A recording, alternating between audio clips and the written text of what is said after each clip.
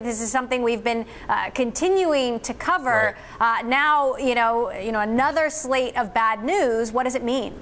Well, I think what it means is if we want to take a macro view of it, we can see the difficulty that ESPN has had dealing with the internet. Some of the things that ESPN has done on the internet and done with new technology has been very strong, and their websites are part of that.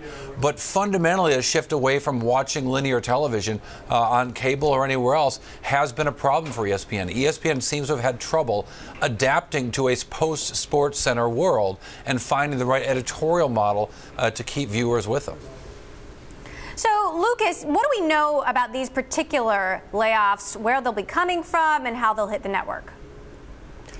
Most of the people losing their jobs are going to be people that no common person has ever heard of. They are people who work in operations and technology. Kind of to Cory's point, one of the interesting things is that some of the people losing their jobs did have some technology background. It was just in the wrong kind of technology or doing something that ESPN no longer deems necessary.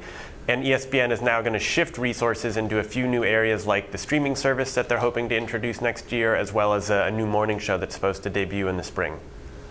Cory, what does it mean for Disney?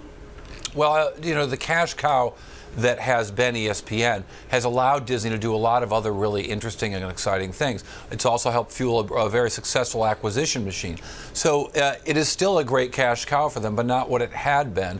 And the growth numbers aren't there. If you look at the revenue numbers from the cable division, most of which is ESPN, if you look at the subscriber growth numbers that we model on the Bloomberg terminal, and you can see those, you see the subscriber growth numbers have been down. They're not dramatic, but it's a change in direction. And that change is dramatic and a problem for ESPN.